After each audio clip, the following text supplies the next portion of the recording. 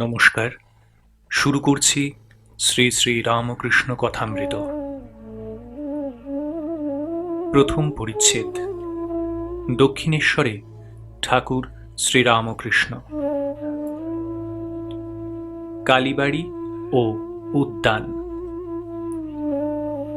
আজ রবিবার, ভক্তদের অবসর হইয়াছে, তাই তাহারা দলে দলে শ্রী শ্রী পরমহংসদেবকে দর্শন করিতে দক্ষিণেশ্বরের কালীবাড়িতে আসিতেছেন। সকলেরই অবারিত দ্বার। যিনি আসিতেছেন, ঠাকুর তাহারই সহিত কথা কহিতেছেন। সাধু, পরমহংস, হিন্দু, খ্রিস্টান, ব্রহ্মজ্ঞানী, শাক্ত, বৈষ্ণব, পুরুষ, স্ত্রীলোক সকলেই আসিতেছেন। ধন্য রানী রাসমণি, তোমারই সুকৃতি বলে এই সুন্দর দেবালয় প্রতিষ্ঠিত হইয়াছে। আবার এই সচল প্রতিমা, এই মহাপুরুষকে লোকে আসিয়া দর্শন ও পূজা করিতে পাইতেছে। চাঁদনী ও দ্বাদশ শিব মন্দির। কালীবাড়িটি কলকাতা হইতে 2.5 ক্রোশ উত্তরে হইবে, ঠিক গঙ্গার উপরে। নৌকা হইতে নামিয়া সুবিস্তীর্ণ সোপানাবলী দিয়া পূর্বাশ্ব উঠিয়া কালীবাড়িতে প্রবেশ করিতে হয়। এই ঘাটে পরমহংসদেব স্নান করিতেন। সোপানের পরেই চাঁদনী। সেখানে ঠাকুরবাড়ির চৌকিদারেরা থাকে। তাহাদের খাটিয়া, আম কাঠের সিন্দুক, 2-1টা লোটা সেই চাঁদনীতে মাঝে মাঝে পড়িয়া আছে। পাড়ার বাবুরা যখন গঙ্গা স্নান করিতে আসেন, কেহ কেহ সেই চাঁদনীতে বসিয়া খোশ গল্প করিতে করিতে তেল মাখেন। যে সকল সাধু, ফকির, বৈষ্ণব, বৈষ্ণবী অতিথিশালার প্রসাদ পাইবেন বলিয়া আসেন, তাহারাও কেহ কেহ ভোগের ঘণ্টা পর্যন্ত এই চাঁদনীতে অপেক্ষা করেন। কখনো কখনো দেখা যায় গৈরিক বস্ত্রধারিণী ভৈরবী ত্রিশূল হস্তে এই স্থানে বসিয়া আছেন। তিনিও সময় হলে অতিথিশালায় যাইবেন। চাঁদনীটি দ্বাদশ শিব মন্দিরের ঠিক মধ্যবর্তী। তন্মধ্যে 6টি মন্দির চাঁদনীর ঠিক উত্তরে, আর 6টি চাঁদনীর ঠিক দক্ষিণে। নৌকা যাত্রীরা এই দ্বাদশ শিব মন্দির দূর হইতে দেখিয়া বলিয়া থাকে, ওই রানী রাসমণির ঠাকুর বাড়ি। পাকা উঠান ও বিষ্ণুঘর। চাঁদনী ও দ্বাদশ মন্দিরের পূর্ববর্তী ইষ্টক নির্মিত পাকা উঠান। উঠানের মাঝখানে সারি সারি 2টি মন্দির। উত্তর দিকে রাধাকান্তের মন্দির, তাহার ঠিক দক্ষিণে মা কালীর মন্দির। রাধাকান্তের মন্দিরে শ্রী শ্রী রাধাকৃষ্ণ বিগ্রহ পশ্চিমাস্য। সিঁড়ি দিয়া মন্দিরে উঠিতে হয়। মন্দির তল মর্মর প্রস্তরাবৃত। মন্দিরের সম্মুখস্থ দালানে ঝাড় টাঙানো আছে, এখন ব্যবহার নাই, তাই রক্তবস্ত্রের আবরণী দ্বারা রক্ষিত। একটি দারোয়ান পাহারা দিতেছে। অপরাহ্নে পশ্চিমের রৌদ্রে পাছে ঠাকুরের কষ্ট হয়, তাই ক্যাম্বিসের পর্দার বন্দোবস্ত আছে। দালানের সারি সারি খিলানের ফুকর উহাদের দ্বারা আবৃত হয়। দালানের দক্ষিণ পূর্ব কোণে একটি গঙ্গা জলের জালা। মন্দিরের চৌকাঠের নিকট একটি পাত্রে শ্রীচরণামৃত। ভক্তেরা আসিয়া ঠাকুর প্রণাম করিয়া ওই চরণামৃত লইবেন। মন্দির মধ্যে সিংহাসনারূঢ় শ্রী শ্রী রাধাকৃষ্ণ বিগ্রহ। শ্রীরামকৃষ্ণ এই মন্দিরে পূজারীর কার্যে প্রথম ব্রতী হন। 1857 থেকে 58 খ্রিস্টাব্দ। শ্রী শ্রী ভবতারিণী মা কালী। দক্ষিণের মন্দিরে সুন্দর পাষাণময়ী কালী প্রতিমা। মার নাম ভবতারিণী। শ্বেতকৃষ্ণ মর্মর প্রস্তরাবৃত মন্দিরতল ও সোপানযুক্ত উচ্চ বেদী। বেদীর উপরে রৌপ্যময় সহস্র দলপদ্ম, তাহার উপর শিব সব হইয়া দক্ষিণ দিকে মস্তক, উত্তর দিকে পা করিয়া পড়িয়া আছেন। শিবের প্রতিকৃতি শ্বেত প্রস্তর নির্মিত। তাহার হৃদয়োপরি বারাণসী চেলি পরিহিতা নানাভরণালঙ্কৃতা এই সুন্দর ত্রিনয়নী শ্যামা কালীর প্রস্তরময় মূর্তি। শ্রীপাদপদ্মে নূপুর, গুজরি, পঞ্চম, পাঁজেব, চুটকি আর জবা বিল্বপত্র। পাঁজেব পশ্চিমের মেয়েরা পরে। পরমহংসদেবের ভারী স্বাদ, তাই মথুরবাবু পরাইয়াছেন। মার হাতে সোনার বাউটি, তাবিজ ইত্যাদি। অগ্রহাতে বালা, নারিকেল ফুল, পঁইচে, বাউটি। মধ্য হাতে তাড়, তাবিজ ও বাজু। তাবিজের ঝাঁপা দোদুল্যমান। মুক্তার 7 নরমালা, সোনার 32 নর, তারাহার ও সুবর্ণ নির্মিত মুন্ডমালা। মাথায় মুকুট, কানে কানবালা, কানপাশা, ফুল ঝুমকো ও চৌদানি ও মাছ। নাসিকায় নথ, নোলক দেওয়া।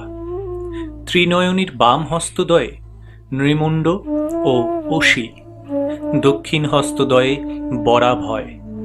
কোটিদেশে নরকরমালা, নিমফল ও কোমর পাটা। মন্দির মধ্যে উত্তর পূর্ব কোণে বিচিত্র সজ্জা, মা বিশ্রাম করেন। দেওয়ালের এক পার্শ্বে চামর ঝুলিতেছে। ভগবান শ্রীরামকৃষ্ণ ওই চামর লইয়া কতবার মাকে ব্যজন করিয়াছেন। বেদীর উপর পদ্মাসনে রূপোর গেলাসে জল, তলায় সারি সারি ঘটি, তন্মধ্যে শ্যামার পান করিবার জল। পদ্মাসনের উপর পশ্চিমে অষ্টধাতু নির্মিত সিংহ, পূর্বে গধিকা ও ত্রিশূল। বেদীর অগ্নিকোণে শিবা, দক্ষিণে কালো প্রস্তরের বৃষ ও ঈশান কোণে হংস। বেদী উঠিবার সোপানে রৌপ্যময় ক্ষুদ্র সিংহাসনোপরি নারায়ণ শিলা। এক পার্শ্বে পরমহংসদেবের সন্ন্যাসী হইতে প্রাপ্ত অষ্টধাতু নির্মিত রামলালা নামধারী শ্রীরামচন্দ্রের বিগ্রহ মূর্তি ও বাণেশ্বর শিব। আরও অন্যান্য দেবতা আছেন। দেবী প্রতিমা দক্ষিণাস্যা। ভবতারিণীর ঠিক সম্মুখে অর্থাৎ বেদীর ঠিক দক্ষিণে ঘটস্থাপনা হইয়াছে, সিন্দুর রঞ্জিত, পূজান্তে নানা কুসুম বিভূষিত, পুষ্পমালা শোভিত মঙ্গল ঘট। দেওয়ালের এক পার্শ্বে জলপূর্ণ তামার ঝাড়ি। মা মুখ ধুইবেন। ঊর্ধ্বে মন্দিরে চাঁদোয়া। বিগ্রহের পশ্চাৎ দিকে সুন্দর বারাণসী বস্ত্রখণ্ড লম্বমান। বেদীর চারিকোণে রৌপ্যময় স্তম্ভ, তদুপরি বহুমূল্য চন্দ্রাতক। উহাতে প্রতিমার শোভা বর্ধন হইয়াছে। মন্দির দুহারা দালানটির কয়েকটি ফুকর সুদৃঢ় কপাট দ্বারা সুরক্ষিত। একটি কপাটের কাছে চৌকিদার বসিয়া আছে। মন্দিরের দ্বারে পঞ্চপাত্রে শ্রীচরণামৃত। মন্দির শীর্ষ নবরত্ন মণ্ডিত। নিচের থাকে 4টি চূড়া, মধ্যের থাকে 4টি ও সর্বোপরি একটি চূড়া এখন ভাঙ্গিয়া রহিয়াছে। এই মন্দিরে এবং রাধাকান্তের ঘরে পরমহংসদেব পূজা করিয়াছিলেন। নাট মন্দির। কালী মন্দিরের সম্মুখে অর্থাৎ দক্ষিণ দিকে সুন্দর সুবিস্তৃত নাট মন্দির। নাট মন্দিরের উপর শ্রী শ্রী মহাদেব ও নন্দী ও ভৃঙ্গী।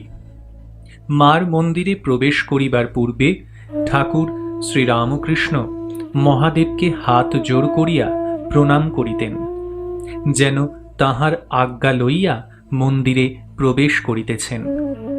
নাটমন্দিরের উত্তর দক্ষিণে স্থাপিত দুই সারি অতি উচ্চ স্তম্ভ, তদুপরি ছাদ।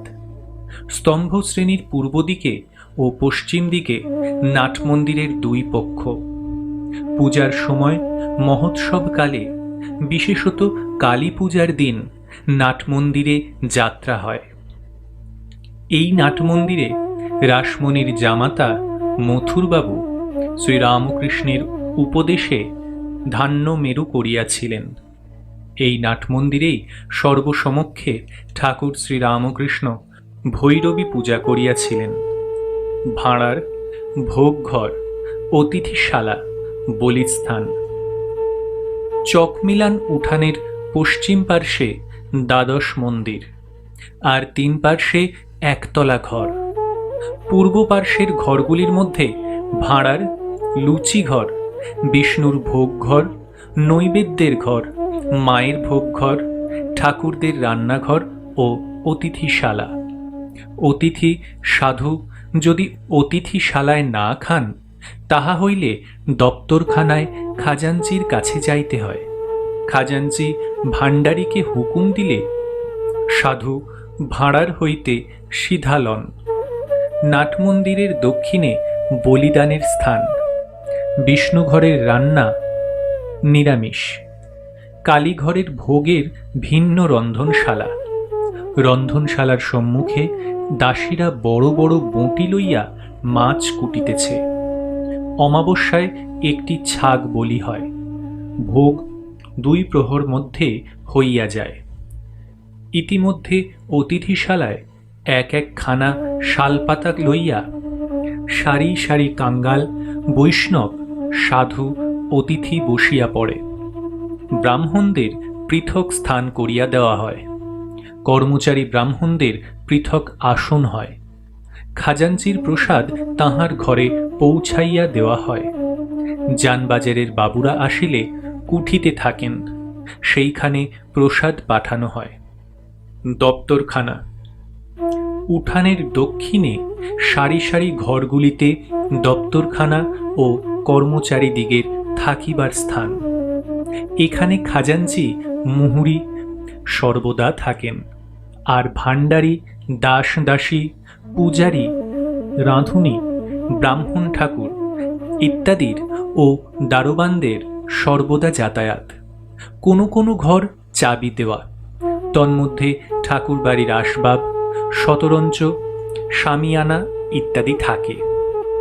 এই সারির কয়েকটা ঘর পরমহংসদেবের জন্মোৎসব উপলক্ষে ভাঁড়ার ঘর করা হইত। তাহার দক্ষিণ দিকের ভূমিতে মহা মহোৎসবের রান্না হইত। উঠানের উত্তরে একতলা ঘরের শ্রেণী। তাহার ঠিক মাঝখানে দেউড়ি। চাঁদনীর ন্যায় সেখানেও দারোয়ানেরা পাহারা দিতেছে। উভয় স্থানে প্রবেশ করিবার পূর্বে বাহিরে জুতা রাখিয়া যাইতে হইবে। ঠাকুর শ্রীরামকৃষ্ণের ঘর। উঠানের ঠিক উত্তর পশ্চিম কোণে, অর্থাৎ দ্বাদশ শিব মন্দিরের ঠিক উত্তরে শ্রী শ্রী পরমহংসদেবের ঘর। ঘরের ঠিক পশ্চিম দিকে অর্ধমণ্ডলাকার একটি বারান্দা। সেই বারান্দায় শ্রীরামকৃষ্ণ পশ্চিমাস্য হইয়া গঙ্গা দর্শন করিতেন। এই বারান্দার পরেই পথ। তাহার পশ্চিমে পুষ্পোদ্যান, তৎপরে পোস্তা। তাহার পরেই পুতসলীলা সর্বতীর্থময়ী কলকল নাদিনী গঙ্গা। নহবত, বকুলতলা ও পঞ্চবটী। পরমহংসদেবের ঘরের ঠিক উত্তরে একটি চতুষ্কোণ বারান্দা। তাহার উত্তরে উদ্যান পথ। তাহার উত্তরে আবার পুষ্পোদ্যান। তাহার পরেই নহবতখানা। নহবতের নিচের ঘরে তাহার স্বর্গীয়া পরমারাধ্যা বৃদ্ধা মাতা ঠাকুরানী ও পরে শ্রী শ্রী মা থাকিতেন। নহবতের পরেই বকুলতলা ও বকুলতলার ঘাট। এখানে পাড়ার মেয়েরা স্নান করেন। এই ঘাটে পরমহংসদেবের বৃদ্ধা মাতা ঠাকুরানীর গঙ্গা লাভ হয় 1877 খ্রিস্টাব্দ। বকুলতলার আরও কিছু উত্তরে পঞ্চবটী। এই পঞ্চবটীর পাদমূলে বসিয়া পরমহংসদেব অনেক সাধনা করিয়াছিলেন, আর ইদানিং ভক্ত সঙ্গে এখানে সর্বদা পদচারণ করিতেন। গভীর রাত্রে সেখানে কখনো কখনো উঠিয়া যাইতেন। পঞ্চবটীর বৃক্ষগুলি বট, অশ্বত্থ, নিম, আমলকি ও বিল্ল ঠাকুর নিজের তত্ত্বাবধানে রোপণ করিয়াছিলেন। শ্রীবৃন্দাবন হইতে ফিরিয়া আসিয়া এখানে রজ ছড়াইয়া দিয়াছিলেন। এই পঞ্চবটীর ঠিক পূর্ব গায়ে একখানি কুটির নির্মাণ করাইয়া ভগবান শ্রীরামকৃষ্ণ তাহাতে আসিয়া অনেক ঈশ্বর চিন্তা, অনেক তপস্যা করিয়াছিলেন। এই কুটির এক্ষণে পাকা হইয়াছে। পঞ্চবটী মধ্যে সাবেক একটি বটগাছ আছে, তৎসঙ্গে একটি অশ্বত্থ গাছ, দুইটি মিলিয়া যেন একটি হইয়াছে। বৃদ্ধ গাছটি বয়সাধিক্য বশত বহু কোটর বিশিষ্ট ও নানা পক্ষী সমাকুল ও অন্যান্য জীবেরও আবাস স্থান হইয়াছে। পাদমূলে ইষ্টক নির্মিত সোপানযুক্ত মণ্ডলাকার বেদী সুশোভিত। এই বেদীর উত্তর পশ্চিমাংশে আসীন হইয়া ভগবান শ্রীরামকৃষ্ণ অনেক সাধনা করিয়াছিলেন। আর বৎসের জন্য যেমন গাভী ব্যাকুল হয়, সেইরূপ ব্যাকুল হইয়া ভগবানকে কত ডাকিতেন। আজ সেই পবিত্র আসনোপরি বটবৃক্ষের সখী বৃক্ষ অশ্বত্থের একটি ডাল ভাঙিয়া পড়িয়া আছে। ডালটি একেবারে ভাঙিয়া যায় নাই, মূল তরুর সঙ্গে অর্ধ সংলগ্ন হইয়া আছে। বুঝি সে আসনে বসিবার এখনো কোনো মহাপুরুষ জন্মেন নাই। ঝাউতলা, বেলতলা ও কুঠি। পঞ্চবটীর আরও উত্তরে খানিকটা গিয়া লোহার তারের রেল আছে। সেই রেলের ওপরে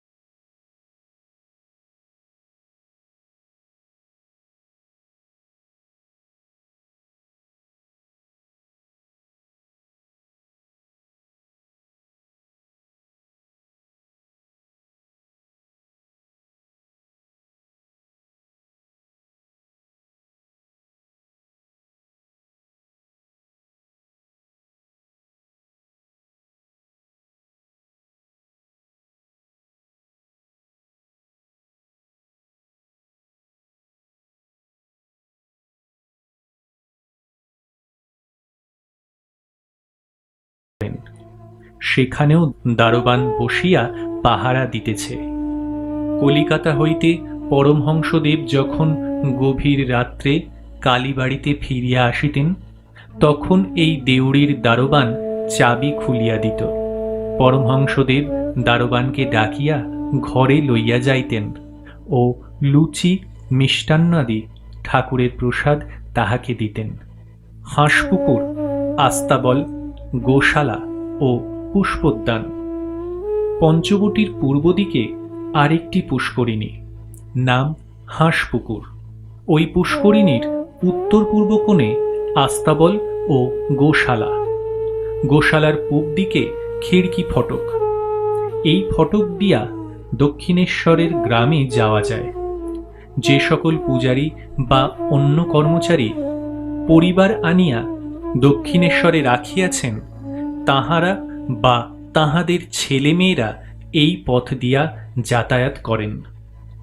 উদ্যানের দক্ষিণ প্রান্ত হইতে উত্তরে বকুলতলা ও পঞ্চবটি পর্যন্ত গঙ্গার ধার দিয়া পথ গিয়াছে।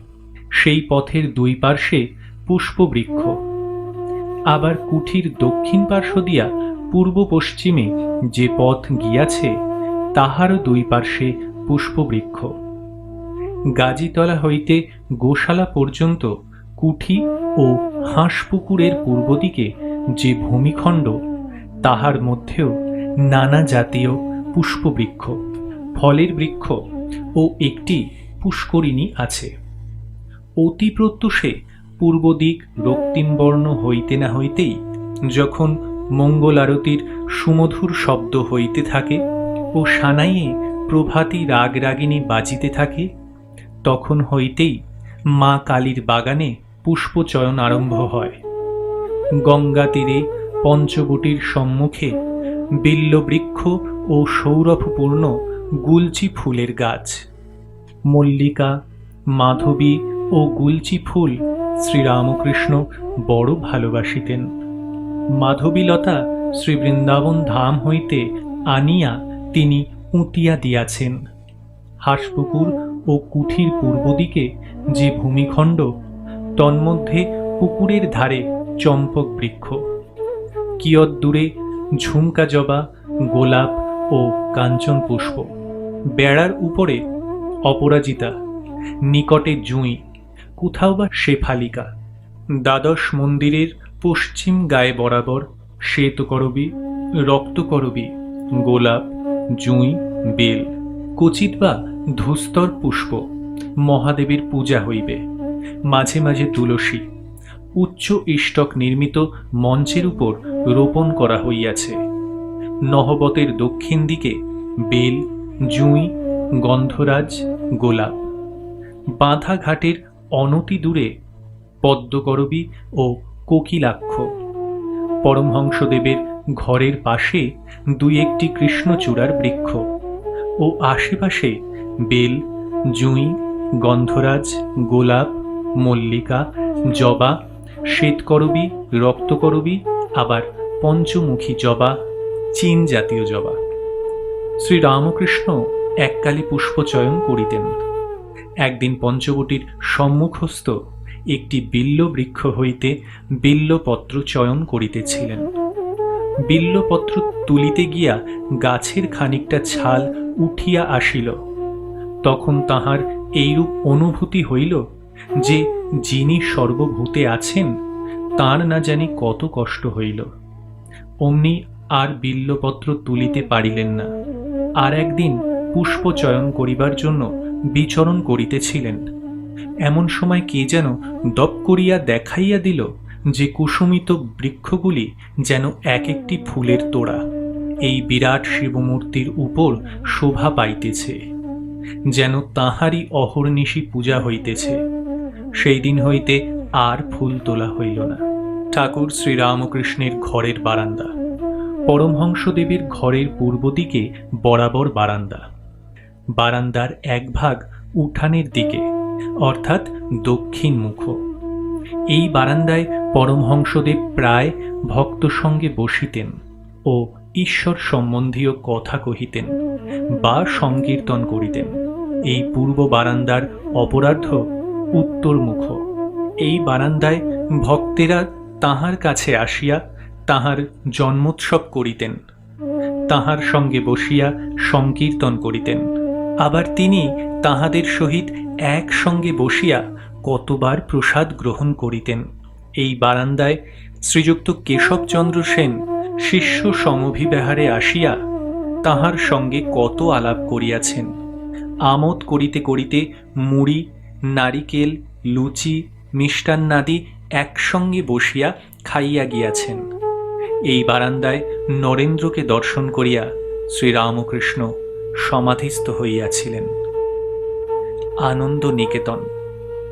কালীবাড়ি আনন্দ নিকেতন হইয়াছে। রাধাকান্ত, ভবতারিণী ও মহাদেবের নিত্য পূজা, ভোগ রাগাদি ও অতিথি সেবা। একদিকে ভাগীরথীর বহুদূর পর্যন্ত পবিত্র দর্শন, আবার সৌরভকুল সুন্দর নানা বর্ণরঞ্জিত কুসুম বিশিষ্ট মনোহর পুষ্পোদ্যান। তাহাতে আবার একজন চেতন মানুষ অহর্নিশি ঈশ্বর প্রেমে মাতোয়ারা হইয়া আছেন। আনন্দময়ীর নিত্য উৎসব। নহবত হইতে রাগ রাগিনী সর্বদা বাজিতেছে। একবার প্রভাতে বাজিতে থাকে মঙ্গল আরতির সময়, তারপর বেলা 9টার সময় যখন পূজা আরম্ভ হয়, তারপর বেলা দ্বীপ্রহরের সময় যখন ভোগ আরতির পর ঠাকুর ঠাকুরানীরা বিশ্রাম করিতে যান, আবার বেলা 4টার সময় নহবত বাজিতে থাকে। তখন তাহারা বিশ্রাম লাভের পর গাত্রোত্থান করিতেছেন ও মুখ ধুইতেছেন। তারপর আবার সন্ধ্যারতির সময়, অবশেষে রাত 9টার সময় যখন শীতলের পর ঠাকুর শয়ন হয়, তখন আবার নহবত বাজিতে থাকে। শ্রী শ্রী রামকৃষ্ণ কথামৃতের প্রথম পরিচ্ছেদ এখানেই শেষ হলো।